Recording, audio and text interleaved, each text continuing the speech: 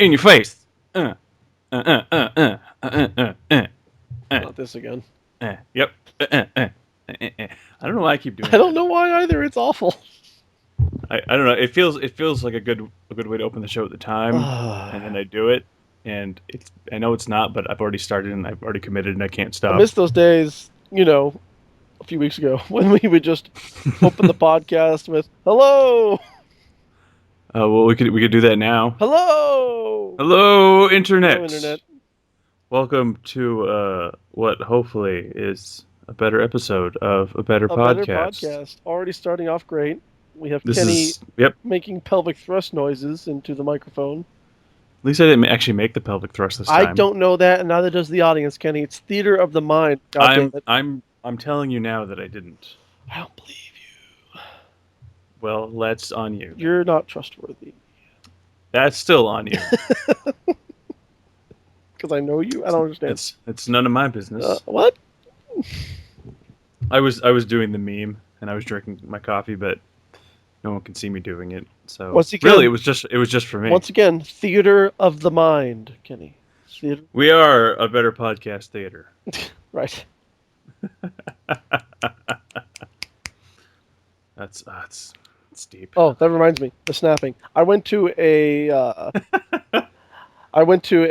reading yesterday for the first time. Ever? No, since I think the last reading I went to was the year after I graduated from Chester. That was the last readings I went to. It was for some senior shows, and of people I knew. And our buddy Dan is in the CCA grad program, grad school program for writing. And I really enjoyed going to readings, but this one was different. This one was interesting. I'm sorry. A lot of the stuff. Okay, I probably shouldn't even be saying his name and stuff like that. Although I doubt that anybody who's in the program listens to the show, because no one listens to the show. Anyway, so Dan. Dan. Don't tell anyone, Stephanie. Yeah, right. Come on now. Dan is he's not really enjoying the program, and here's why. The largest part of his not having fun or enjoying it is because he's a white male. Now let me explain. So he's struggling because he can't write with his peers sort of browbeat him whenever he writes in a female voice or writes about female characters or anybody who's of color or anything like that. And because he's white male, so what possibly could he have to say about any of that? Yeah. And so everything he writes is offensive or wrong or triggers people or whatever. So it's really not conducive to a creative process. Yeah, that's not how you have a critique or how you initiate a conversation of any kind. This all sort of started when Dan, early on in the program, he's in the second year starting now, but early on in the first year, he went to a show. There was a guest author, and he read this story that I guess, I can't remember exactly, but I think it involved sexual assault or something like that. Might have involved child sexual assault. I don't know. I can't remember. But anyway, it was offensive in nature, which is, what happens sometimes when there's art. And was it intentionally offensive, or was it it just happened to be offensive because of the way it was written? I mean, I don't know. I wasn't there, but that's what content wise was offensive. That was in the story, and it hurt feelings, and and so there's a group or a schism in the program currently taking the program. Were outraged and just pissed off, and they demanded an apology from the program that this was read, and from then on they want trigger warnings to be advertised before the show, like, don't come if you are sensitive to these subjects, and then there's got to be just, at that point, I can only imagine an incredibly long list, because people Yeah. find many things offensive. Uh, Hmm. so, Well, I don't like. I'm always kind of torn on that kind of thing, because I mean, if you're talking about certain subjects, sure. Like if you're, let's say, there's an author there who's going to be discussing or reading something that has to do with rape. Okay, sure, yeah. Like, knowing that topic is going to be brought up isn't necessarily a bad thing, but it just goes so far that it just becomes counterintuitive to doing anything productive. my problem is that if you're in a program, Hmm. and we're talking grad school, master's degree, MFA program, and you want to be a writer or a poet, but there are things that you don't want to hear. Like there's like writing and like work that you don't want to hear or read because you Hmm. find offensive. Now, that's not really conducive to your Yeah. education. Yeah. Well, I'm not talking about in terms of what you're going to be offended by. I'm just talking about, like, hey, letting you know we're going to talk about this thing, but not to warn someone so they're not offended, just so that they have an idea of what's going on and whatever discussion is I going mean, I on. think the author said that this might that he warned something of, like, this is something that some people might find kind of offensive, but like people And that's fine. but people like were really outraged and pissed off, and I just don't understand, because it's like it's such a weird concept for me. It's blowing my mind. I'm like, I don't know how you have a program like this. How do you learn anything new if you're constantly like sheltering yourself, and Mm. all the people who you associate with tell you you're great and that everything's great, and like, you're not learning anything. You're not growing as an artist No. at whatever you're doing. So anyway, back to the reading. The reading, like a lot of it was poetry, and I'm not the Hmm. biggest fan of poetry, but I'm also very critical of it, because there's a lot. The reason why I'm not a huge fan of poetry is because it's so hard to write something original in poetry. Yeah. Um, you can say that about fiction too, because there's a finite number of stories to be written. It's just how they're written. Oh It's yeah. different. But poetry, it's just like, oh my god, I was counting, like I was trying not to count how many times, like, someone said eyes or tongue or lips or Hmm. fingers, and I'm just like, oh god, it's like love and soul and this, that, and the other thing, and like, so it wasn't top notch. Some of the lines were good, Yeah. some of the poems were good, but not like the individual. Like, on a whole, I didn't really enjoy the poetry readings. But Yeah. uh, there were two people behind me in the back row, and they were one was the woman who put on the show. She organized it, Hmm. and the other one was someone who read at the show, and they're both Hmm. part of this schism that I mentioned earlier.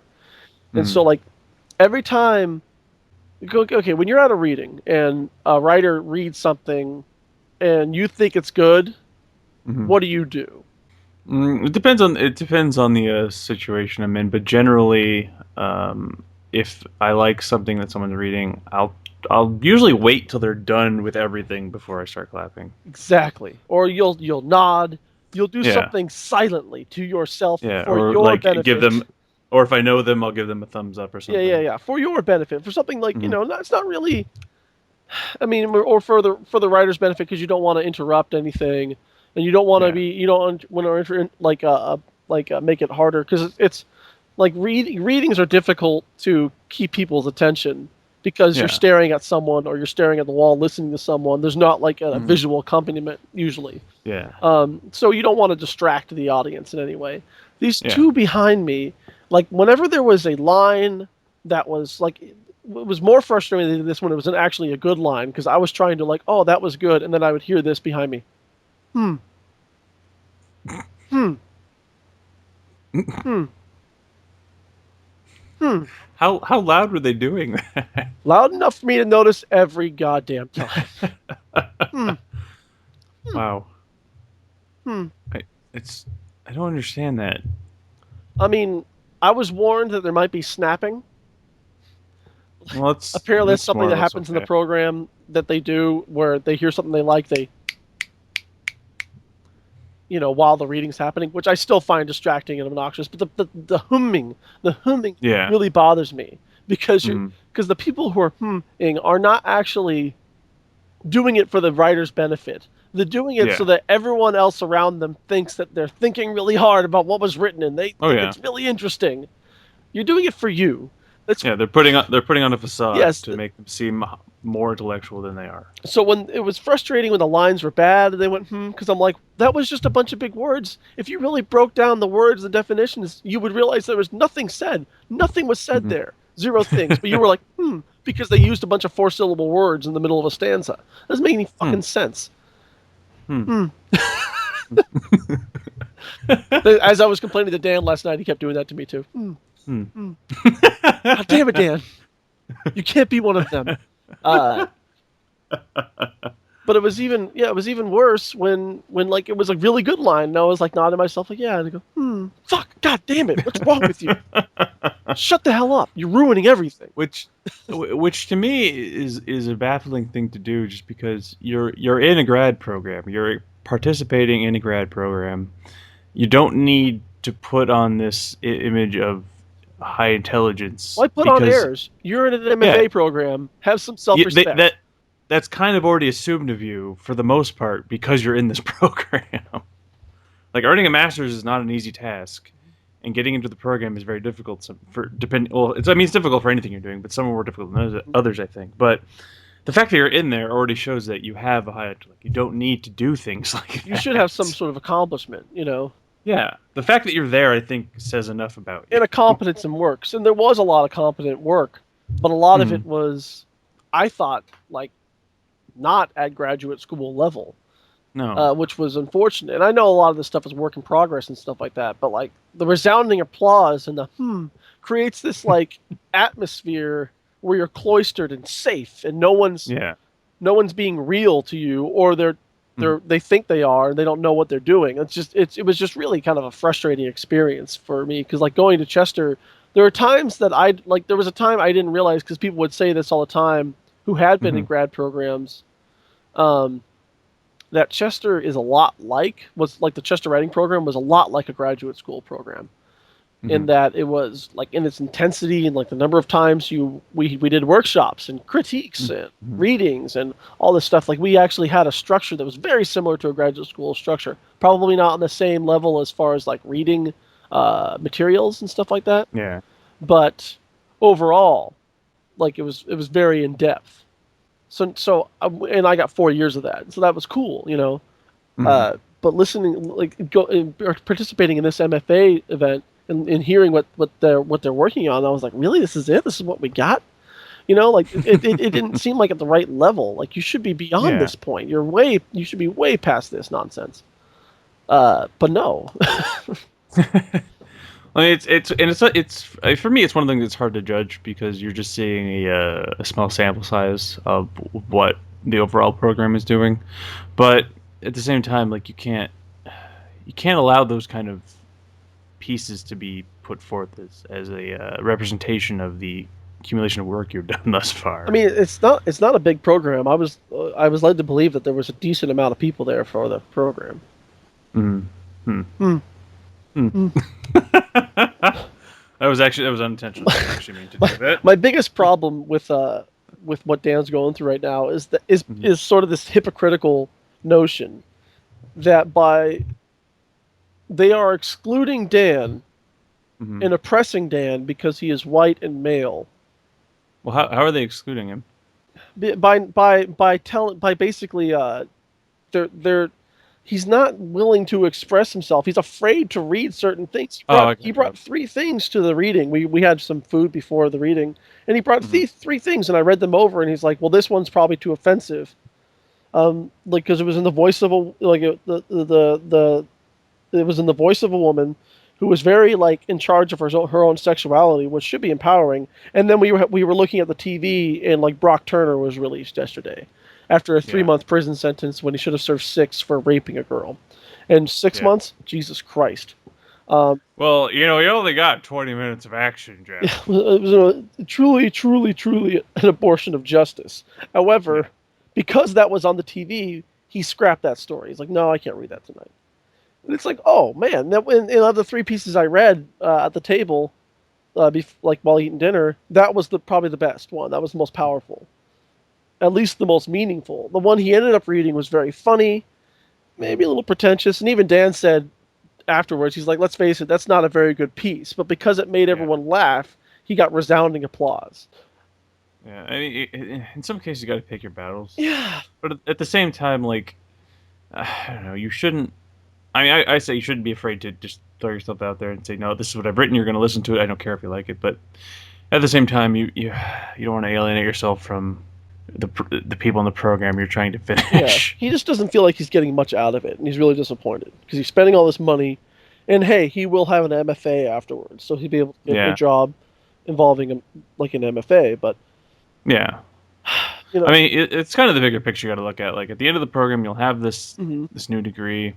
And, you'll have access to all of these MFA related, well, essentially access to all these MFA related positions, things that you need an MFA for. So you'll have this an expanded world at your Yeah, fingertips having that. But no, I get where he's coming from in terms of not feeling like he's getting much out of it. he's like I just find it what I find most frustrating is like they don't even sense like the irony in what they're doing to people in the program. It's like Yeah. we've been oppressed, so we will oppress you. It's like whoa, time out, because Dan is like the least oppressive person on the planet. He's very open minded. Oh yeah. He's very fair. He's very honest. I mean, that's one thing I'm always kind of baffled by in certain worlds, like the art world. Like to be part of the art world, you really have to be an open-minded individual. It's kind of a requirement to a certain But degree. it is like a very like the high art or highbrow world is very cloistered and like shut Yeah. off, and it's not. But I'm not even talking about that. I'm just talking about the art world that you and I would describe to. Yeah, Like you have to have an open mind because of the things you're going to it's a see. community thing. Yeah, It's and whether or not really you like them, it's irrelevant. You're going to experience them. You have to at least be open minded enough to say, okay, I'll listen to what this is, or I'll look at what this is, and then judge it, hmm and then judge the artist. Well, and not necessarily judge the artist, but and then critique the work, and then critique the artist, and then discuss with them what your opinion on their work is. Like you those should be requirements if you're going to be part of the art world to some degree. it's if you disagree with content, if you disagree Hmm. with the content, you have to say something more than you disagree with it. You have to explain why. And really, you're not supposed to be when you're like workshopping a story or creating a story. You're not supposed to be knocking content. It's not supposed to be content driven. It's about craft. Yeah, So, like, you can have an issue with content as it relates to craft. yeah. Like, You can have an issue with content in context. yeah, but you can't just be like, I don't like this because you wrote this. That Yeah. doesn't make any sense. You can't actually just throw that out No, there and think that's just the way things go. Like, no. no. Saying I disagree with this because Yeah, reasons does not I fly. disagree with this out of principle. What? I. But that was my problem. That was but it was a like I will say, aside from Dan's piece, which was actually it was read pretty well, so it Mhm. performed really well. But like the best reading of the night though was by a woman who wasn't part of the program. Really? And she didn't know that this was like a program only thing. She just saw like she it was at Alley Cat Books in Berkeley, oh excuse me, San Francisco, over by the Mission on 24th Street, and great place. But she didn't she just saw she's part of she has their newsletter coming to her. She's subscribed to the newsletter, and she saw there was a reading open mic thing, so she just went and signed up. So I just had this image like before you said that, just like of this woman like walking down the street and be like, "Oh, there's a reading. I'll hop I'll in." hop in. She wrote some great stuff. It Nice. was awesome. I was like, wow, this is great. And I wanted to like tell her so afterwards, but like she got mobbed like right after and stuff like that. Oh yeah, I'm sure she probably got And pretty much tackled yeah, by people there. but it was great. Fantastic work. Nice, nice. Yeah, well, I'm glad that she was able to be able to read. I do like, I know I like the idea of the open mic. I always think it's a pretty cool idea. But yeah, I don't know. I do hope Dan has a better experience This term, with this year. yeah. I I don't know. I'm so torn on things like this. like I can see that I see the good and the bad in the good and the bad sides of it, Yeah. like things like trigger warnings and Well, uh, things like that. But it's just I feel like in both directions it's always taken to the extremes, and it's not conducive to anybody. I just don't think that you shouldn't censor yourself if you're trying to become an Oh artist. no, I totally agree. You should If not. you if No one should be censored. if you hate something and you didn't like it at all, you should listen to it and figure out why. Like, Yeah, if it's I just mean, the content, if you just hate it because of what it was. and I mean, in some cases, I feel like if you're attempting to be purposefully inflammatory, and an example of like if you like if you're let's say you write like a poem, and I'm gonna apologize for my language in advance. Trigger warning. But like if you're writing like a piece of poetry and the whole content is just I hate niggers, like okay, yeah, that I think you should probably censor yourself on. Yeah, if it's just gonna But be like, yeah, if you're writing a piece to be purposely inflammatory, I think that's an issue. But if you're writing a piece that happens to create excuse me, contain language that some might find inflammatory, but it works in context, I don't think you should censor yourself. yeah, I mean, you shouldn't you shouldn't write hate rhetoric and No, then complain that people don't like it. Like that's different. yeah, but that's what I'm saying. Like the only time you should quote unquote censor yourself is if you do something like that. Yeah. But if you're writing something that someone might find offensive, but in context it totally makes sense, it totally functions and works in the piece, then no, you shouldn't censor that because you're asking someone to censor their ideas and their ideas that don't need to be censored. In a writer, you know, like Dan's a good writer. If a writer uh, says something, like writes a piece that might be offensive, instead of Mm-hmm. wondering why, like instead of like being angry that it's offensive, you should think about why Dan chose to do it. Like, because he Mm-hmm. didn't do it just because he's a hate monger. He did it because he Yeah, was trying to make a point. He was trying to say something. So what do you think he's trying to say? You'll never yeah, know because you're just pissed off. yeah. And I would also say you should also examine it. It's like, why is this offensive to you? What about this in the context of the story is offending you? And then if you get the opportunity, discuss it with the author and try and have some kind of back and forth discussion as to what you found offensive about it, what they were trying to convey, and see if you can both come to some kind of understanding of the two sides, and not in a manner to censor work, but just a way to increase understanding. Yeah. So, Oh, that's my story. So, hmm, hmm, hmm, hmm, hmm. hmm. Thanks, Kenny. You're welcome. Thanks, Kenny. I enjoyed your story, Thanks, buddy. but I know I feel like the whole topic of censorship and triggering and all that could be a show in itself. Yeah, probably. Show that may not go very well. But I don't know. I will say this as an artist, and I'm sure you would agree. Don't for those of you artists, Stephanie, listening, don't censor yourself as a means to protect yourself or not to offend others. If you have a story, if you have a piece of art you want to make it. In the art world should be the market, the free market of ideas. And if your idea is bad, people will tell you, and that's how it should be. Yeah, You should be free to make what you want, and people should be free to tell you why it's bad. But you should not censor yourself because you're worried about an outcome. right. Yeah. Yeah. Mm. Mm. I've used our limited platform to complain enough. So carry on. Well, I don't necessarily see it. I guess it's kind of a complaint. I don't really see it as a complaint. I see it more of as a worry about the potential of the program. I mean, it definitely turned me off to ever joining a program. Yeah. Well, I wouldn't say that it should because every program is going to be different. Like that the way that program is with the individuals in it, Mhm. you're not going to necessarily find that in every program. And he did join.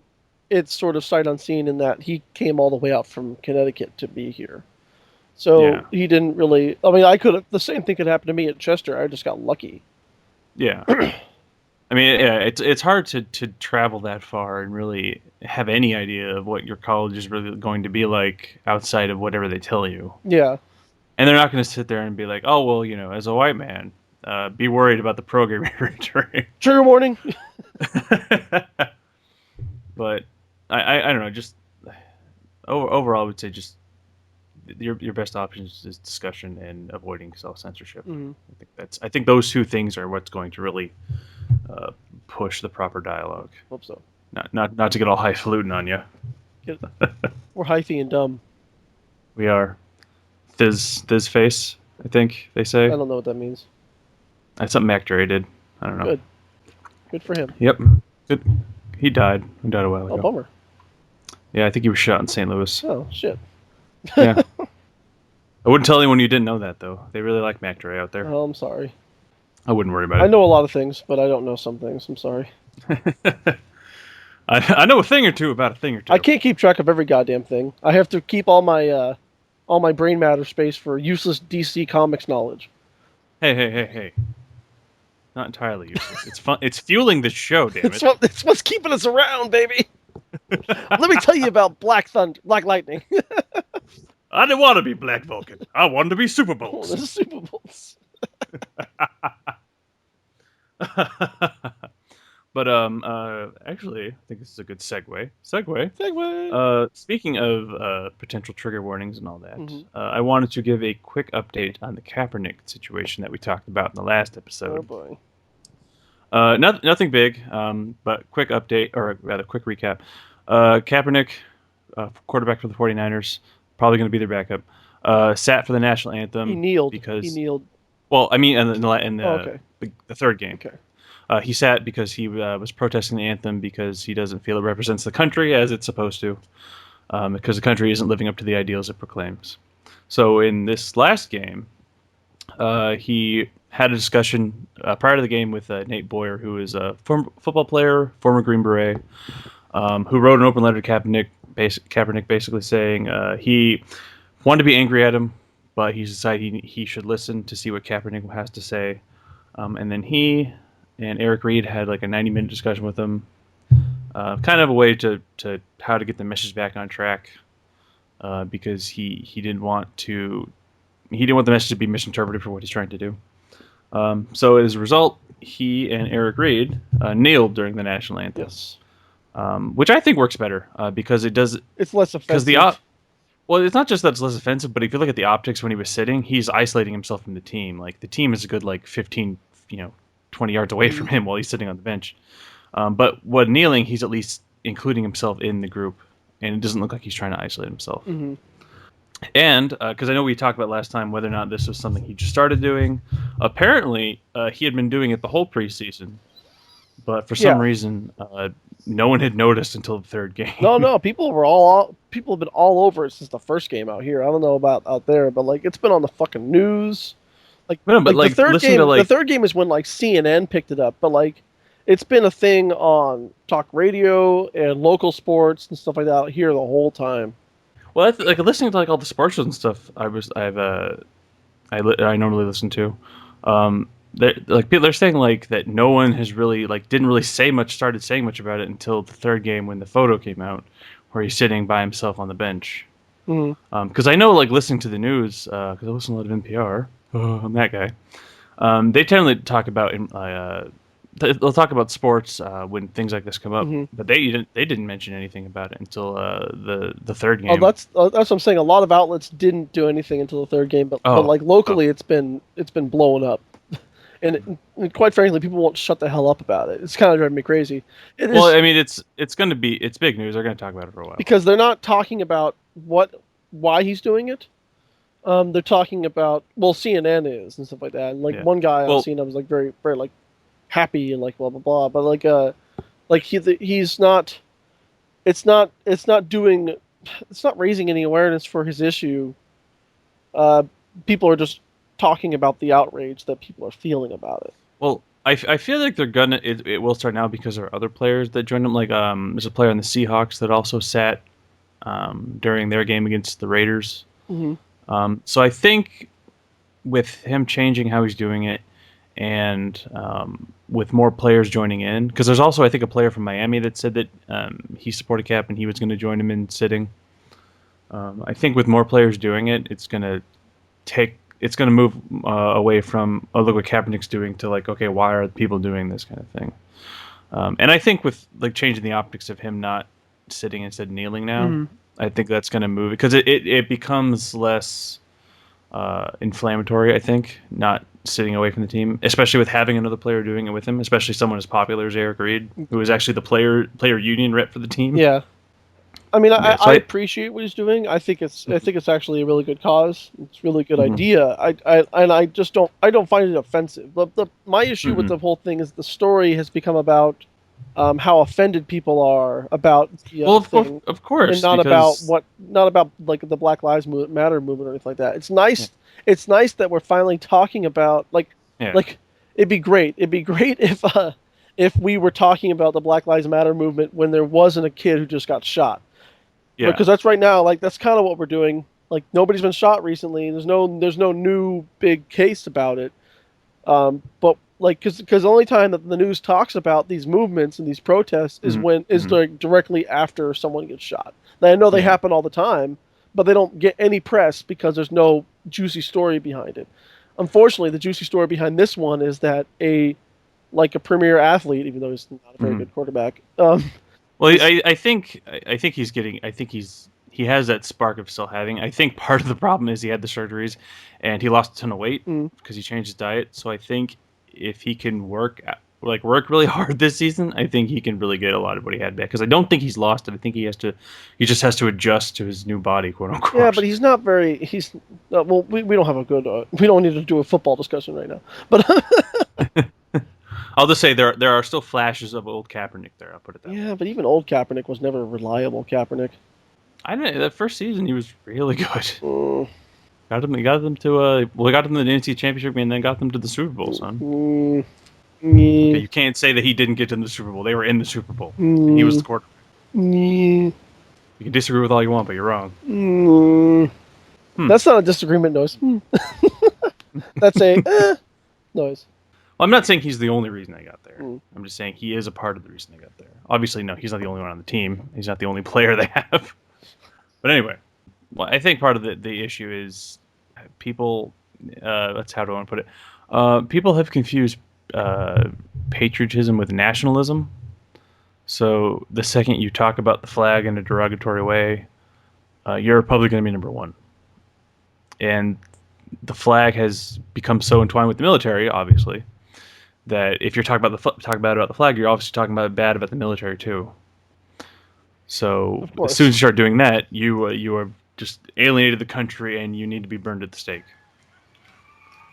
But the the hell was that? What the hell, indeed. Making noises over there. I didn't even know that could be picked up. Well, whatever I it gotta was, stop watching porn while we podcast. I mean, they were really excited. I was watching people dance. I would say you're watching porn in front of a live studio audience. Yes, while they dance. But It was high concept. I can only get off to high concept porn now. oh, you're one of Yeah, those. it was weird. Get that highfalutin British It porn. was weird. I jerked off to an empty bathtub full of unicorn horns. Is that why there are no more unicorns? For your bizarre porno? I mean, it was strange, but I've never ejaculated quite like that. It's a powerful experience. I think it means that I've seen all the porn, so now I'm into that next level shit. Yeah, I think at that point there's nothing really left to see. Oh, good times. Uh bueno. Bueno. But I think last thing I'll say, because I don't want to spend the whole show on this, because we probably could. Um, I think if he continues doing it, the message will start to move from why to what is he doing to why is he doing it. So I No, think if he can keep doing it, I think, because eventually it's going to get to the point like, okay, we know what he's doing. Let's talk about that, because no one's going to want to talk about that anymore. I just don't think that's how the media works now. I think the only time that that the Well, protest is, I'm not talking about the media. I'm talking about just individual yeah, but people, because a people lot don't of talk about things until they put it on the news. well, yeah, but I mean, like, well, listening to because I listen to a lot of KMBR sports programming. A lot of people that are calling in are talking are are talking about, not necessarily what the media is talking about, but like why he's doing it and their opinion on it, not necessarily like, oh, that he's kneeling at the flag Mm. kind of thing. So I do think we will eventually move on from that, but how long it will be before that happens, I have no idea. But it'll be a while. Who knows? I don't think it's. I know it's not going to be with next probably any kind of progress not going to be made within at least 5-10 years. So he might be kneeling the whole rest of his career. I don't know. Oh, But yeah. But I think we've beaten that horse to death for a minute. beat it, Beat it. beat it. Speaking of beating it, another segue. Did you? I told you not to look up anything about the McChicken. Yes. Okay. So you know nothing about the McChicken. Nothing other than I'm not interested in eating it just because it has the name Mick in front of it. But go on. But so at the beginning of the week, last Monday, there was a hashtag going around. Hashtag McChicken. Oh, maybe that's why I missed And it. I don't hashtag. oh, it was in the news too. Oh, good. And what had happened was, apparently, a dude put a video on YouTube of himself fucking a McChicken, and then it got taken down. Oh, I was just about to look for it. But you can find mirrors of it, Okay. so you can Google that, and you will probably find the video because I found it. Well, just like having sex with McChicken. Yeah, basically, he basically gave himself a handy with the McChicken. Like he is cranking one out with the McChicken, basically. How do you spell McChicken? MIMCC Hicken. Hicken. Don't watch the McChicken sex video. First thing comes up. Watch the McChicken sex video. Where is it? Come on, give it to me.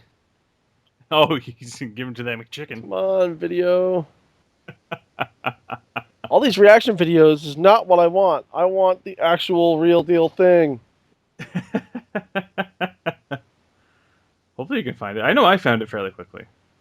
You might have to send me a link then. I will look for a link. But it's yeah, it is what it is. I don't really know how to describe it other than just yeah. It's not exactly what I don't know. I don't know how to feel. I mean, I'm hungry. Is that weird? I'm not gonna lie. I kind of want to eat something.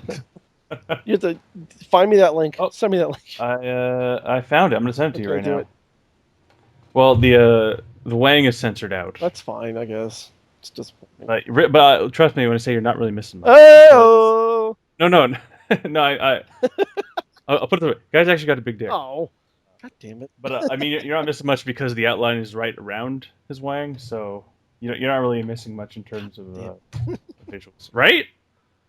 So there you go. There we go. Perez. Well, I think it's just a still of the video. It's not the actual Oh. video. But you pretty much get the idea. Oh. No, I don't want to sign up for Perez Hilton's newsletter. Let me not.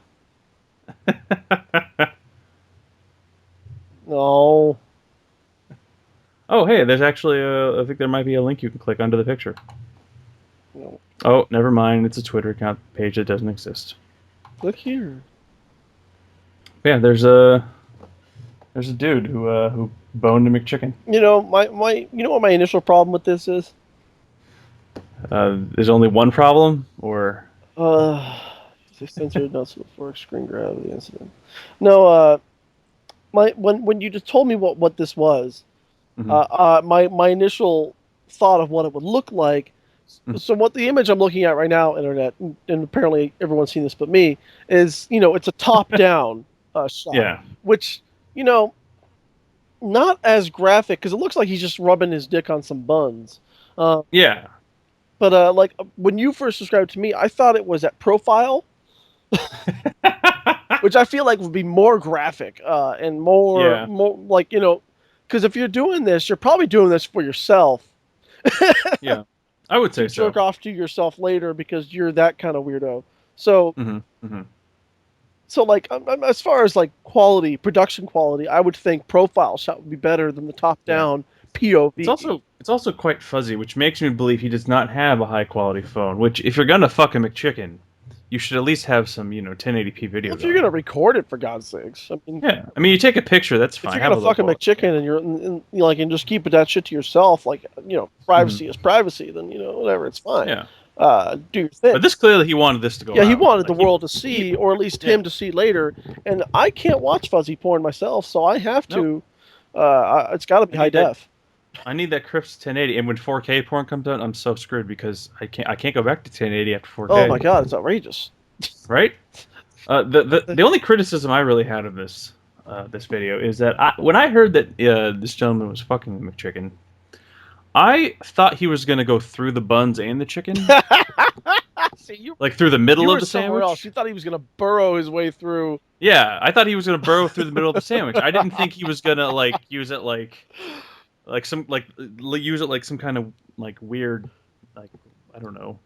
I don't even know how to describe some kind of weird tool. I thought he was gonna spear the McChicken with his dick. Well, I think you said it right the first time, where it was like he it was like he Jesus. It was like he was giving himself a hand job with the McChicken. Yeah, which is what I imagined. But you imagined he had constructed himself a McChicken fleshlight. Yeah, because when I heard people say, "Oh, this guy fucked a McChicken," when I look at this image, this to me it doesn't necessarily scream fucking. This looks to me more like you're just rubbing a sandwich on your dick, which is weird still. Which weird. Also, I hope it's not hot, because hot grease. Yeah. Stuff like ow, ooh.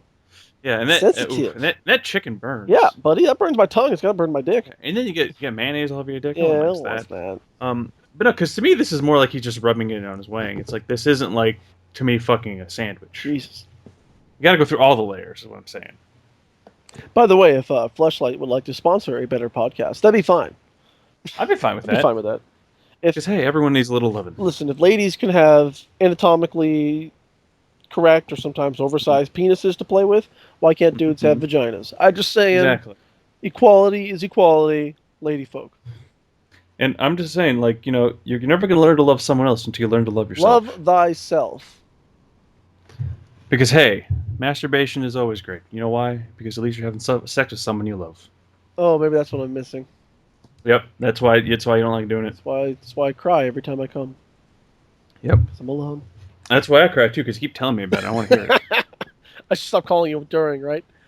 Yeah, I would really appreciate it. Can't you guess what I'm doing? You just hear hello? Ah! God damn it. People say you're awful. People say that fleshlights are weird, and I will say that the mouth one is probably kind of weird. I would say if I'm going to buy a fleshlight for any reason, I would buy the nondescript one. Just the hole? That is even weirder to me. I don't know. But to me, it's I don't know. Okay, let's they all of them look kind of weird. Mm-hmm. I think. I don't know. I just like having I don't know, just these random body parts in a flashlight tube. That just seems weird to me. I don't know. But no weirder than a make believe penis. Sometimes really anatomically specific penis. I don't. That's what I'm trying to say. It's it doesn't make any sense to me why one is okay and the other isn't. Why is that one weird and the other one isn't? Well, I know. I agree. I feel everyone should have their sex toys. A disembodied penis. Which by itself. And some of them are very detailed. Some of them they have a handle. You see the very large ones? Yeah. Handle. It's kind of weird. It's very strange. The important thing here is though it's not a vajankle. I don't know what that is. I'm going to send you a picture of a vajankle. Wait, I know what that is. I don't want to see it again. Okay, that I will say. It's for the foot fetishist out there. It's basically, Stephanie. She doesn't know. It's you should look this up on the family computer again. But it's a foot that is cut off at the ankle, and in the ankle, the top is a vagina. And I don't know why. See, this is the reason I'm confused by it. Okay. Because although I don't have a foot fetish, I don't understand them. I don't think the fetish is that you want to fuck the foot in terms of you don't want to cut the foot off and put your penis in it. I don't think that's the fetish. No. So I don't know why that would be the that they would sell to people with a foot fetish. I just don't. I really don't understand myself. Like I don't understand the foot fetish in general because I think feet are disgusting. Oh God, They're yes. like they're like That's why they weird, stay in a shoe. smelly hands. Like I don't understand Exactly. them. They're malformed hands. Yeah, they're not good. So why would you like? I'm looking at my feet right now, and they're fucking hideous. They look like goddamn like boats with like goblin oh claws. god, it's awful. But that's the thing. It's like the fetish is not that you want to fuck the foot. It's just you have a thing for feet. I don't understand why the vajankle is the way they sold Well, it. maybe they secretly do want to fuck feet. I don't know. I don't know. I just don't. But as weird as I find it, hey, if it's your thing, go nuts. That's on you, bro. Yeah, it's all you. You do you. You fuck You do you, that boo. ankle. Oh, There are a lot of sex toy products that I don't understand, like vajankles, and although it's not technically a sex toy, penazzling. is that when it's like vajazzling but with penises? Yeah, That sounds like it would hurt. Well, then again, so would vajazzling, to that matter.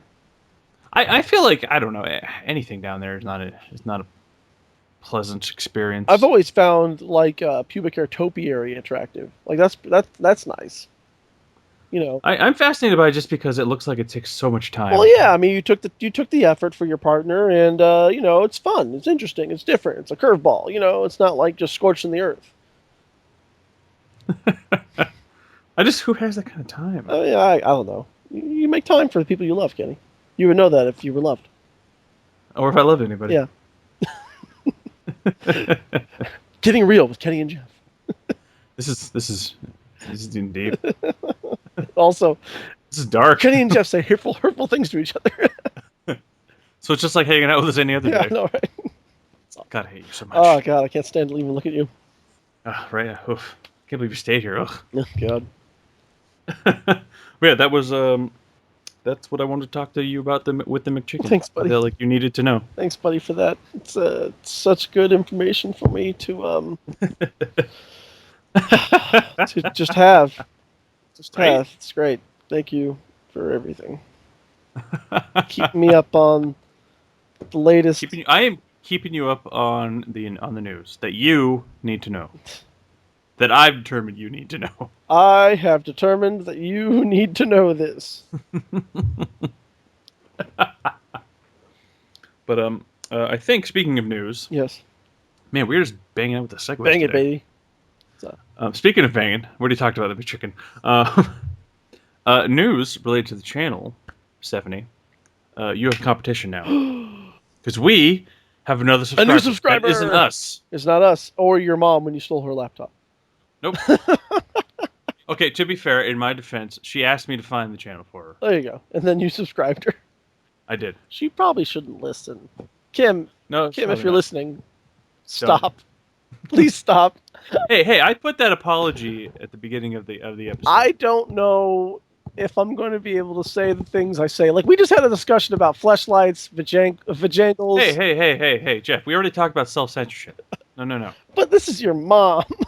I don't. No, Jeff. If you want to be honest with yourself, you got to be honest and speak your mind. I'm still like the one saving grace that during my senior show my parents couldn't come. It was 3,000 miles, so they missed my senior reading.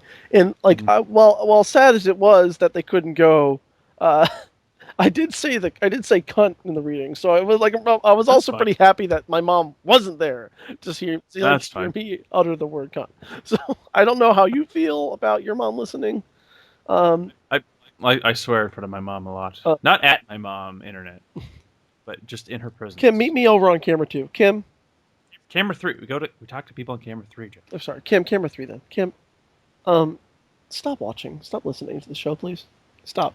No. Keep listening. There are other things you can do. We can get. There are other things you can do. She can be a subscriber and never listen again. It's fine. No, you can play this episode in the background and do your other stuff. You can mute it. Just have it play. Oh, we need the views. Yeah, definitely. Have it. Do that, Kim. Kim, are you still there? Fuck, she's gone. Yeah, she probably actually unsubscribed at this God point. damn it. She doesn't know how. It's probably okay. Hasn't even heard the episode yet. She just knows. She just feels it in her bones. Mother's instincts. So there you go, Steph. Yes, we have a new subscriber. I don't know if we should name our subscriber. No, it's not nice. Leave her. Oh, gave it away. You fucked up. Leave her anonymous. So bad. But I will say, new subscriber. Welcome. Thank you. Welcome. Thank you for subscribing. We appreciate your business. Honestly, like we just said, if you never listen, which you might not, We You're probably appreciate not the going to fact that after you just this. subscribe. We do. Just continue to And we subscribe. hope you enjoy the show and future episodes will come out. Let us fill And up your keep feed with listening. nonsense. Mm. And please leave a comment or two saying how great we are. Or not. No, we're great. Leave us a comment. Thumbs up, bro. Yes, I'm excited. I know it's. I know it's only one subscriber, but everyone counts. Everyone counts. Because we're trying to get big. We're trying to make this a really awesome project, and the more people get to listen, the better, easier time we have doing that. So, I do mean this for now and in the future. I do appreciate everyone who subscribes and listens. I do appreciate that you took the time to click that subscribe button and to make us a part of your day in some capacity. And so I say thank you, and I thank all our future subscribers as well for sticking out with us and listening to our horrible nonsense. This is really boring. Well, you're here too. So it'll be more boring. I'm sorry that I appreciate our subscribers unlike you, Jeff. Kenny, speaking of What? speaking of appreciating things, false segue. That was bad. Yeah, I know, right? I don't care. I think I'm thinking about picking up a new hobby.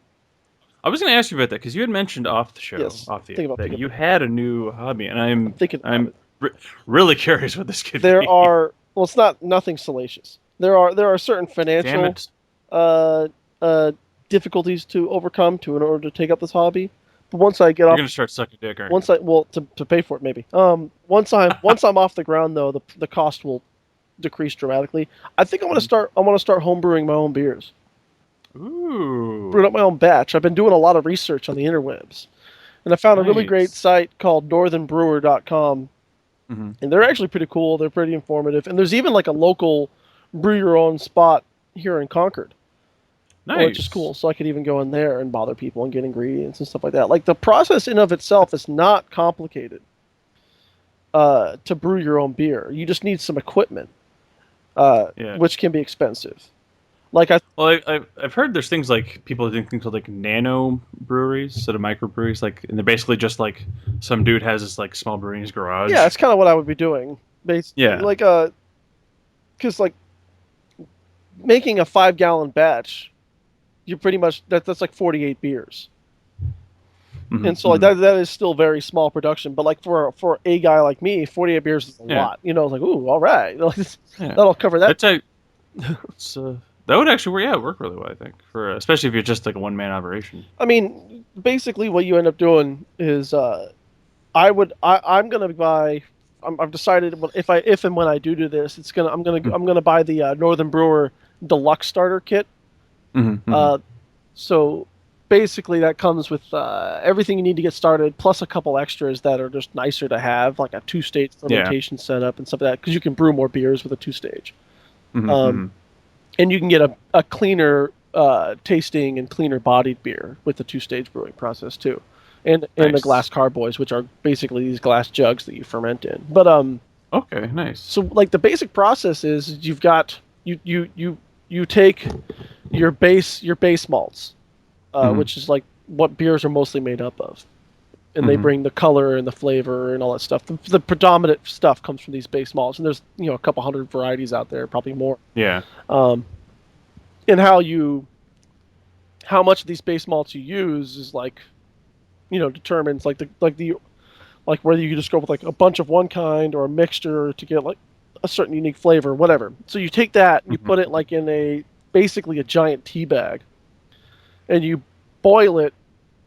You steep it in a 5-gallon, or 4.5 gallon, whatever, big kettle, big stainless steel kettle. And you add hops at certain points and stuff like that. But like at the end of the day, you create that's your beer that's ready to ferment. Nice. And you that takes about an hour and a half usually. So that's and then you have to siphon that into your first stage fermentation process. Okay. So and then and like that's it. You're done for like 2 weeks. Nice. It's like an hour and a half of like actual brewing, cooking, whatever you want to call it, and then making lots of like beer tea, and And then Good old B. beer tea. And then you stick what's called like a bubbler on top of that first carboy, Mhm. which is a 6.5 gallon carboy. So it's a little bit bigger because as you ferment, it's gonna do your thing. You add your Yeah. yeast and such, and Mhm. you call it a day, and then you let it sit for like 1 to 2 weeks in Nice. a cool dark place. Uh, Mhm. and then after a few weeks, you check on it, and then if it's ready to go, you would move it to your next stage fermentation. So you move it to the next carboy, which is a little smaller, Mhm. in this way, as you siphon it, you get rid of all the sludge that's collecting in the bottom you don't want, Yeah. and then so you do that. You move to the next stage of the carboy, and then you let it sit for another 1 to 2 weeks or whatever until like there's certain ways of figuring out that your beer is ready to go. It's fermented. It's done. It's born. And then you go to Nice. bottling, and to bottle, you have to prime the beer with priming sugar, and that's what gives it its carbonation. Mhm. And then you go ahead and just bottle it, and you can like the kit comes with like a quarter-pound bag of bottle caps, and Nice. the and No, no, you got to keep those. That's money in the future. yeah, whew, man, it's really great. You can buy like a big bag of bottle caps right now, Kenny, for like $5. Oh You're gonna man, be future rich. I'm gonna store those all in my Fallout shelter. Yeah, buddy. Uh, and they give you a bottle capper for bottle topping. Mhm. Uh, so you just you bottle your beer, and then you have to let it sit for another like week or two. So the whole thing can take about like a month and a half or so. But Nice. then you have beer. So the bottom line is though, like to get me started, I'm probably gonna have to spend like close to 250, $270, Oh, that's not somewhere in bad. there to like start this hobby. Yeah. That includes like my initial beer recipe kit and stuff like that. That the starter kit comes with, which is great because they send you everything to get you Yeah. started. Nice. And then Nice. like, but after that, like you can buy individual kits from as little as $24 to as high as $75. And these Nice. individual kits, recipe kits, make 48 bottles of beer. So it's like, okay, cool. That's a cheap. That sounds pretty That's really awesome. cheap, actually. Yeah, no, especially for something that you're doing such a small scale too. Yeah. Uh, Because I was thinking something like this is going to cost you like $500+, no, but no, that's there's awesome. nothing super. You can get super complicated if you want, especially if you're stepping up your game or whatever. Well, yeah, yeah. I mean, if it gets big enough at some point, you would want. You want to sell this shit or whatever. But like Yeah. I wouldn't sell the pre-made kits. Obviously, that'd be stupid. Mhm. Or like show off people like, yeah, I came up with this recipe, even though I did not.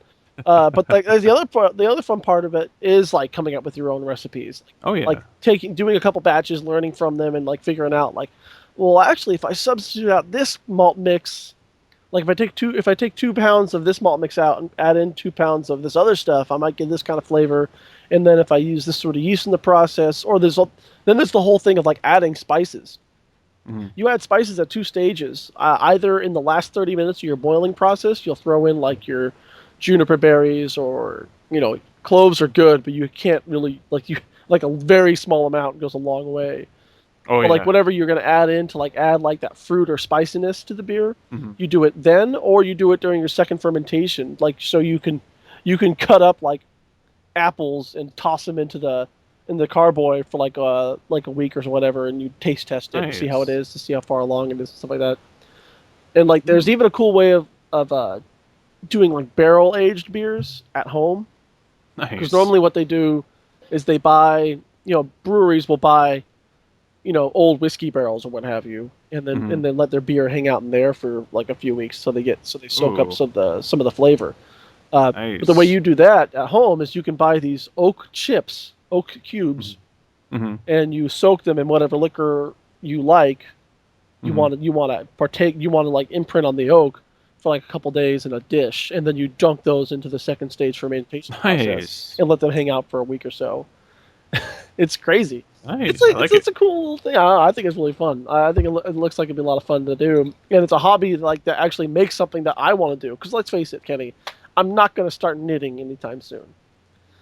But I sent you that knitting kit. I know, Kenny, and I'm sorry. But you sounded so Yeah, excited. yeah, I lied. Yeah, I know. Man. Well, your Christmas has got real fucked then. So did yours. You'll never get that scarf. Damn it. But But okay, that's what I'm telling you now, Yeah. Jeff. With a fall approaching us, Hmm. the first product you should make: Hmm. pumpkin spice latte beer. No, I don't like pumpkin beers, No, no, no, Jeff. This is to sell. and I don't even like spice latte beer. This is to sell, And I'm Jeff. not looking to sell. Because all the white girls are gonna buy This all started though because I had a great idea um, for a microbrew. Copyright Kenny and Jeff now, and Okay, Laura, it's and Laura. because I had the news. I had the brain flash with Laura when I was texting her, and Nice. I go idea. We of like the far flung future of this type of thing that like Mhm. is like fantasy and nowhere near reality, and by probably by far beyond my reach, but still would be fun to sort of play. So it's fun to imagine and play with the idea. Is to start a brewery called Patron of the Arts. That Nice. like like the idea would be a proceeds, like a portion of our profits are donated to high school art programs. So Hmm. like for uh, writing, poetry, drama, music, all fine arts, all that stuff that like is kind of falling off the wayside as far as like public high school funding goes. Hmm. Hmm. And I thought that would be kind of a cool idea. We'd have different varieties of beer like named after different like famous art patrons or famous artists. That'd be awesome. And I don't know, I think it'd be a great I, idea. I don't think that anything quite like it exists. And if it does, why not have more? And Yeah. I mean, this is something that, regardless of how little or how much there is, it's not hurting it, adding to it. yeah, and people, I feel like people would buy beer that did that. Like Hmm. people buy products when they know that they are giving some kind of charity. And Yeah. and Especially if you put it in the right neighborhood who's too, the more right artsy area. fartsy than and likes microbrews more than hipsters? Oh my God, So yes. Who has more money than trust fund hipsters? they're real patrons of the arts. So Hey, they if I can could find a be way whatever to patrons like they want as long as they give me money. if I could find a way to make a couple craft beers, craft brews, Hmm. and start something like that up, that'd be really cool. And do something good like that, because like my thing is I'm all for the Oh STEM yes. focus. That's great. Or as they've started calling it Steam now. Yeah, that's not going to happen. Well, some people have started calling it that. STEM or STEAM. STEM would be science. What was I think it's science, technology, engineering, and D. mathematics. STEAM Yes, adds arts in the mix. yes. Uh, Which I will argue I think is fundamentally important. Not in the same way that the STEM courses well, are. that's what I'm saying. Is that because there is I feel like there's an over focus on STEM stuff. Hmm. Like that's all we're putting in. We're cutting things like the arts and PE out of schools. Yeah. Well, that's why I think people started calling it STEAM is because they realize that arts are important, Hmm. but they are losing their focus because we are focusing on the STEM courses. So, if we lose arts, we lose a lot of things that aren't necessarily as tangible as the STEM Yeah, courses. We lose a lot of our culture if we don't have a focus on I've arts. talked to a couple of people about the STEAM thing that are like sort of in the education system, Hmm. and it's just not like the arts part is just not happening. Like Yeah. it's still mostly ignored, which is a Hmm. shame. And like and I because I'm a stupid art kid anyway, but like and I appreciate I need engineers to run my life because Yes. Well, we because do need the STEM yeah, courses. absolutely. And I Like anyone who argues that we mhm. don't, Republicans, Yeah, you can go fuck yourself. Like we need our country will fall apart without having high levels of people and highly intelligent people in those mhm. courses because we need engineering, we need science, we need That's where technology, things are we going. need That's where math. things are going. That's where the jobs are going to be for the next Oh yeah. forever. So that's just how it is, and that's why we should be educating our youngsters. Hmm. Now I sound like a politician. Educating young people in those regards. Goddamn whippersnappers! Educating young people in those regards Absolutely. because it'll get them a job. The arts will not, 99 times out of 100 will not get you a job. Uh, but But I do but think that they make you a better, more well-rounded person and thinker. yes, I like this team because I think I think you need those things on top of the science. You can't just be, an engineer who knows how to build the bridge without understanding anything of how your culture works, of the culture surrounding you. You need to know those things. And we know historically that art dictates science. Like Hmm. science fiction becomes science reality more often than we realize. Yes, I will quote the great scientist Morden Solus, who said Like in Mass Effect 2 that a society that doesn't have art doesn't have a culture. it's true. And I think it's highly important to remember that. Hmm. I am the very model of the scientist Solarian. Oh Oh, god, and then it he was died. beautiful. Spoilers. Okay, if you haven't played the game at this point, I don't know what you're You're doing, fucking missing out. It's like our right? it's that, those three games were like our Star Wars trilogy. Oh, they were so good.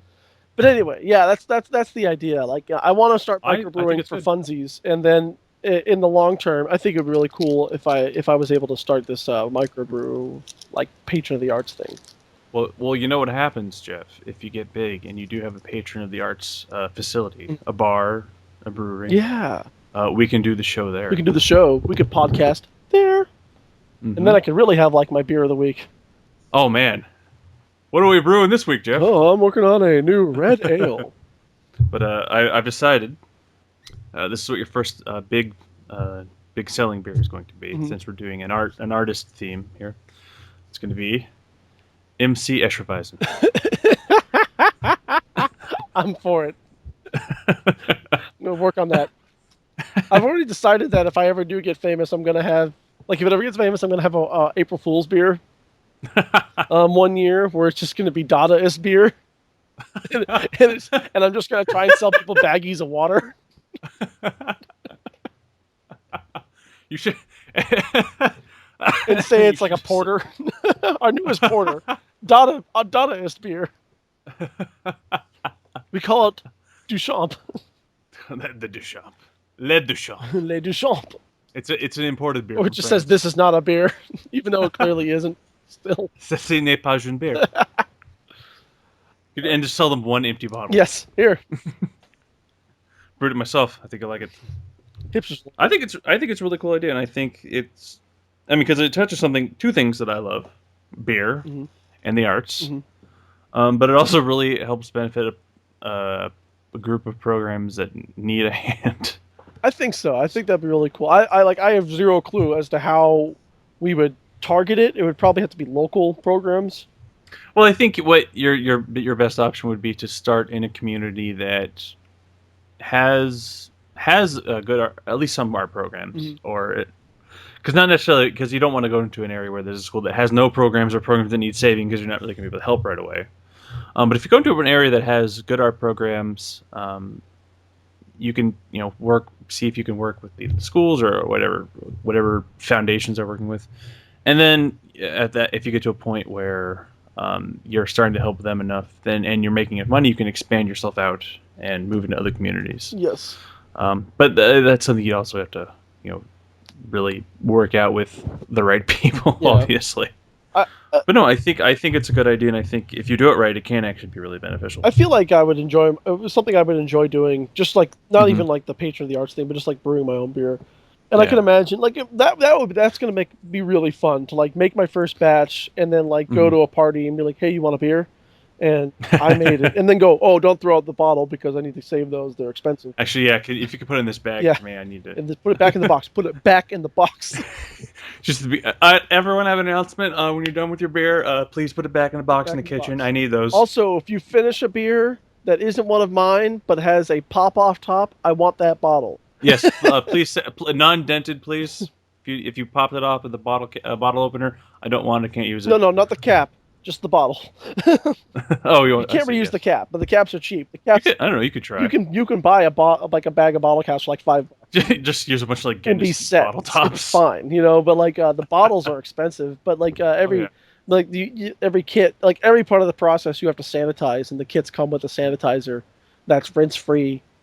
So so one of the downsides of the bottling is that you have to sanitize every bottle, and it's like oh god, 48 bottles, and you have to like let the sanitizer sit in each bottle for 2 minutes. Before it's just like Well, I mean, you could probably get to a point if you do it often enough. You have a system. yeah, set up. work out like a system of doing it. That part's going to be kind of repetitious and boring. Yeah. But you got to sanitize. You got to make sure things are sanitary. Plus, you're about to throw a bunch of like stuff into yeast. So if there's a bacteria issue, guess what? It's only going to get worse. And since you'll have all the yeast kicking around, we can also sell bread. Yes. These will also be unfiltered craft brew style beers, so pour Nice. only, please. Do not drink from the bottle unless you like getting a little bit of yeasty goodness. Actually, what you could do, potentially, if you start making it and it becomes popular enough, before you went into a brewery type situation, you could work with places like the Hop Grenade That's what I was thinking too. I could. and talking about selling your beer there, and then ask saying like I would like X amount percent back to donate to whatever programs or whatever you'd like to do with it. I mean, I wouldn't So that'd mind. also be good to get your name out there that way I too. wouldn't mind them keeping most of it if I could. If I could remake my. If I could make my investment back Hmm. and That's what I'm saying. You could say like, okay, you can keep 70% or 20 or 80%, and I'll take the 20 or 30%, and work it out that way. that way I can buy materials again, and then in the remaining after that would go towards like a program or something like that. Yeah. Donation.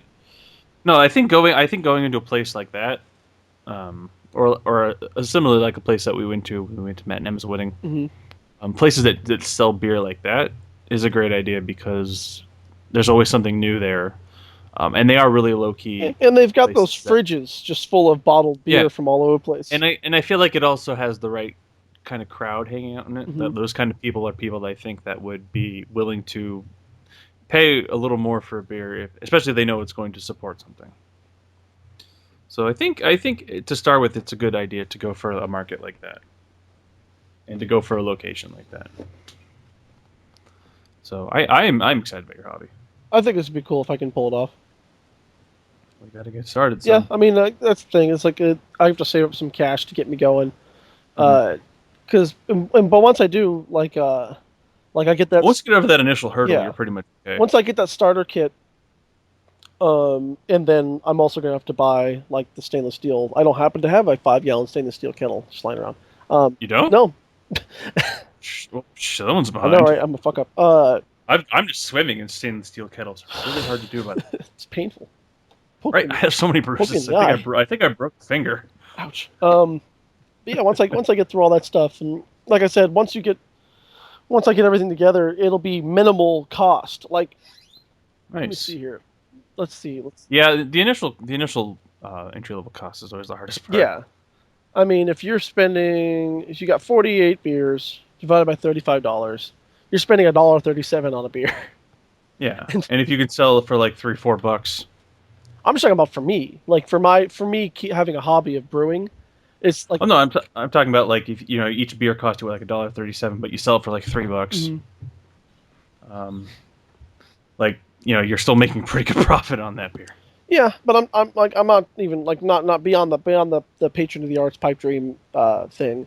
I'm just saying like for me, brewing my own beer as opposed to buying my own beer. Yeah. Holy shit. Oh yeah.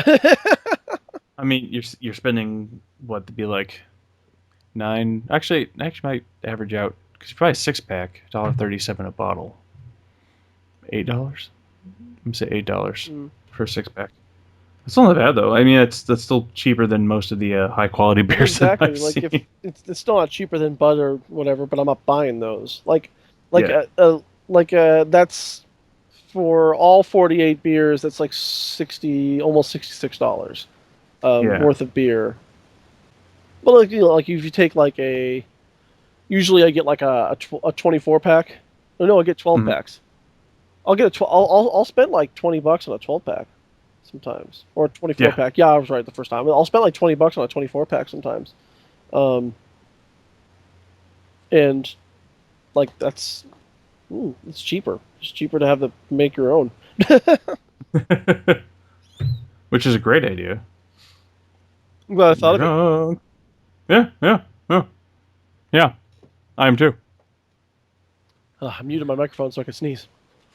Oh, I was gonna I say. found a mute button. Thought, I thought we were having difficulties Sorry. or technical Well, I thought the difficulties. sneeze was going to happen a lot sooner. Then I did have to hold it back because I couldn't find the mute button right away. It was awkward and weird.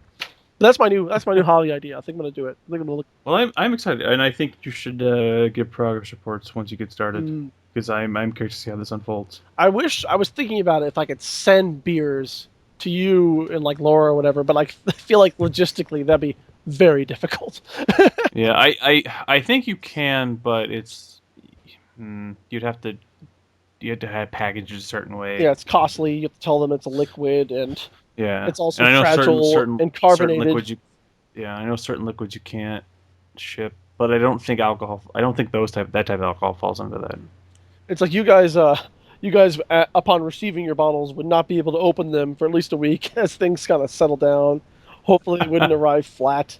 But it'd be a great fodder for the show. Yeah. Well, Yeah, Jeff tried your beer. Wow, it's bad. it's flat. Fuck. God damn It actually broke over. I couldn't drink any of it. it.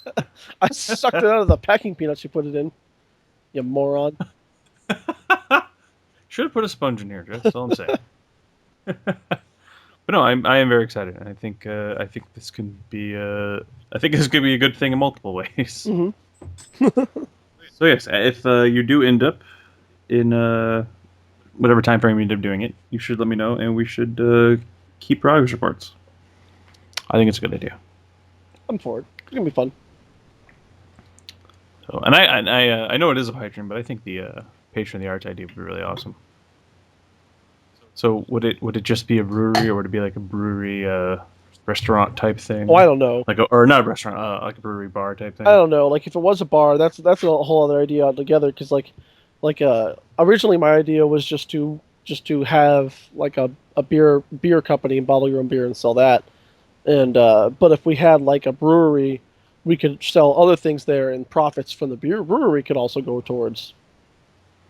Well, that's why I thought it would be cool to have like a brewery bar thing. Like Mhm. you just have a bar in the brewery or connected to the brewery. Yeah, Because then you can sell stuff that way too. yeah. Could try out And you might try out label and sets. you We could give tours. Because of course there I you go. say we because of course I would hire people. Oh I would hire yes, you guys on. I want to be a VP of something. I don't know what yet, but I want to be VP of something. I'd be Jeff Brewmaster. Mostly I just want to be known as a brewmaster. I feel like that'd be like a really cool title to have. I think so.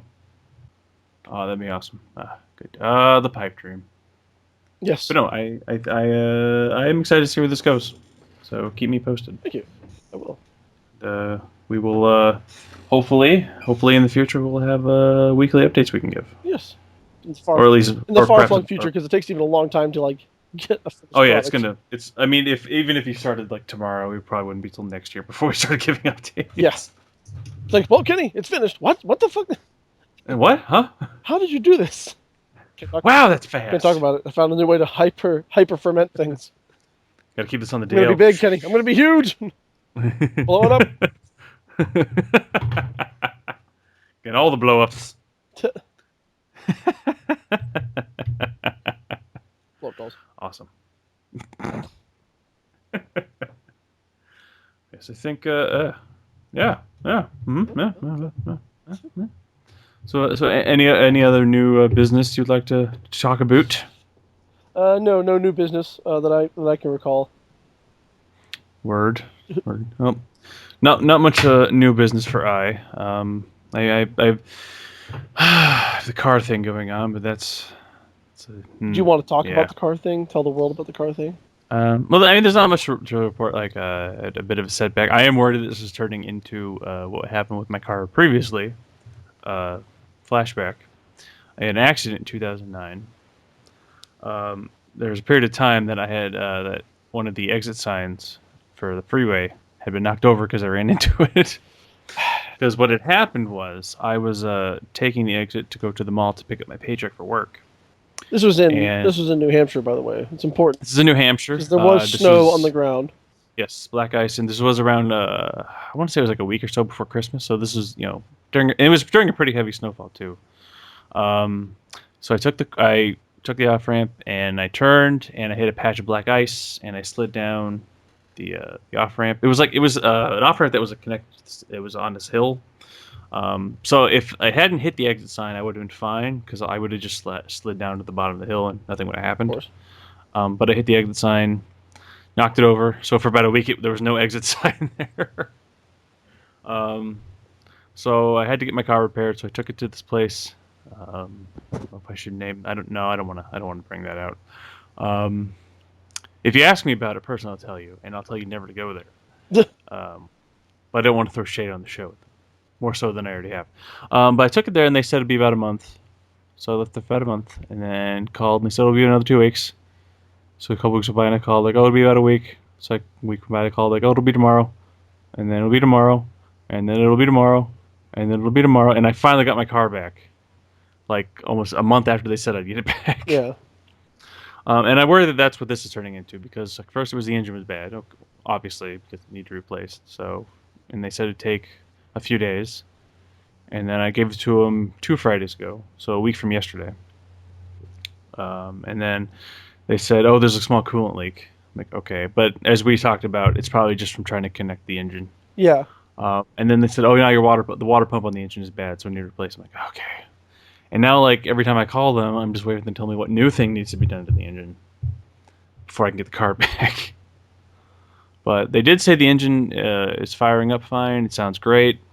Doesn't seem to be any issue other than the water pump for now. So hopefully I can get it back by the end of next week. So hopefully by next show I'll have my car back. Yay!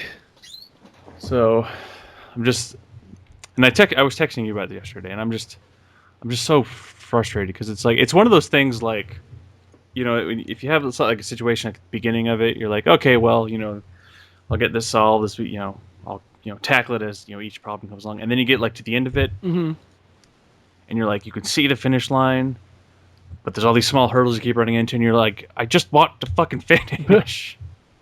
So it's that's kind of where I'm at. Like, I understand that this needs to be fixed. I want it to be done properly because I don't want to have any more problems. But I'm so close to getting the car back, and it's been so long since I've had it that I'm just like, give me the damn thing back. Give me my car. So I'm hoping that the end of next episode, or by next episode, I'll have my car at the end of the week. I'm just really tired of walking to work. It's so annoying. Yeah. But it is what it is. But yes, I will keep you, Internet, Stephanie, and you, Jeff, not Internet. I'll keep you posted as to what's going on, and hopefully I will have a new announcement the next show. But that's really all that's going on with me, and I feel very bad for my mom in this, because she is funding the whole thing because I'm broke, because I just don't have a job that makes enough money. Put it that way. So she's pretty much funding the whole thing, and I feel really, really bad because it's a level of kindness that I don't deserve from her. I don't deserve this level of kindness. No, I feel so bad right now. You have no idea how bad I feel that my mom has to help me this much with this thing. Shit happens sometimes. Like, just kind of. It just, yeah, not to get too down to the dumps here, but it's just like the whole year just feels like I've been kicked in the stomach like all the time. Like, it started off really bad, and I thought it was getting better, but then the car thing happened, and it just I'm all for, like, getting help when you need it. Like, if you need a helping hand, swallowing your pride or being proud enough to admit, yeah, I need a hand. But it gets to a point where it feels like, okay, I really feel like I need to stop asking for help. And I feel like I don't know. I feel like I've been asking for too much help this year with a lot of stuff. And I don't like to be like, I feel like I'm taking advantage, and I don't like that. I really feel bad about that. But it's also a situation like I don't know what else I can do. Like, I kind of have to at this point because I don't have any other options. Well, I mean, you gotta have the car because you can't get the car. Like, you can't get a better job without the car. No. And that's just like it's cyclical. It's and I don't make enough that I could save enough. Like, I make just enough to cover all my bills so that I can't have anything happen. Yeah. So it's not like, I mean, if it's one thing, if like I made enough of the job, like, okay, well, I'll save for 6 months. I can go for 6 months without a car because I can just walk to work. Because I've already been doing it for almost 3 months at this point. So it'd be one thing like, yeah, I'll save the money for 6 months and then I'll buy the engine. But no, it's like I just don't make enough to ever save enough, and I can't get a new job without a car. So, but I don't know. I just feel bad about the whole situation. But ideally, I won't have to worry about it after this. Hopefully, yeah. Yeah. Hopefully, this is the end of all the shit that's happening this year. But I'm trying to be positive. Got the car. I'll get the car back, and then I can go back on the job hunt. Get back out there. Get back on that horse, Jenny. Yeah. Woo! But yeah, hopefully, with hopefully getting the car back will be the start of things going in the right direction. That's what I'm hoping. But yeah, that is the new news in my life. The start of something good. Hoping so. Hoping so. I'm hoping that I can say like, oh, well, the first 8 months of the year that was a practice run. The last 4 months of the year, that's the real year. This is it right here. This is when the real year This starts. is how we really do things now. I just for a while I kept likening my situation to this Tumblr post that I saw where it was like 2014. Oh man, this is going to be my year. I know it. I can feel it's going to be great. And then it says 2015. Oh man, yeah, last year wasn't that great, but I know this year is going to be better. It's going to be awesome. Really excited. And it says 2016. I just don't give a fuck anymore. Fuck over this shit. Done. So yes, hopefully I'll have an update and positive change. Yes. Woo. All right, but I think that's all she wrote. Have we? I don't know if you. I think we've come to our hour. Oh wow, Doc. Oh. Are you sure? I feel like I need. Nope. Time to go. Oh, Yep. oh. Stop watching the clock, Doc. I got 7 minutes. Hey, listen, buddy. Quit fucking trying to rob me here. You're mine. I got 3 more minutes with you. I pay for those 3 minutes. Damn it. You're my mind hooker. I'm unfucking you right now. Mm. But yes. Hopefully next episode we'll have some updated things to talk about. Oh yeah, there's always something to talk about. Oh, there'll always be something to talk about. Always. Oh. Always. But yes, I hope you've enjoyed this episode. Internet, Stephanie. New I feel weird subscriber, if you're listening. I feel weird saying that because Stephanie's not our only subscriber now. Kenny's mom. Kenny's mom, my mom, hi mom. Thank you, mom. Stop. Thank you. Kim, stop, please. Begging. Like I said, you listen to the show, put on mute, so it's just playing in the background. Begging you, Kim. No, we need the views, Jeff. Ugh. Okay, I put it this way to you, mom. When we blow it past 100,000 subs, then you can unsubscribe. You can unsubscribe.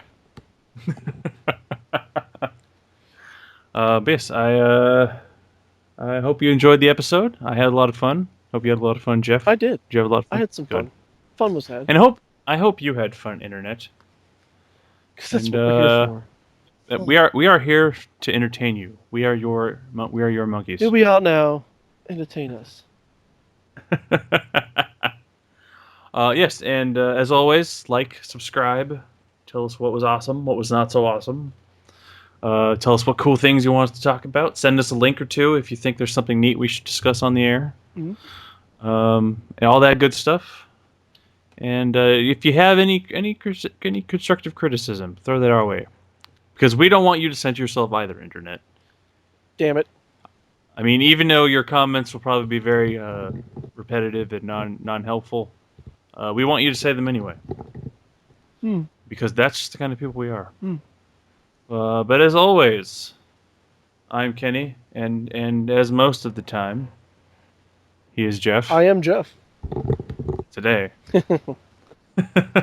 And this, as always, of course, has been a better podcast, and I hope it actually was a better episode. I feel like it was. I feel like we did a good job. I feel like we did a good job. But, as always, we will try better next time. Yes. And on that note, auf Wiedersehen, Internet. Auf Wiedersehen.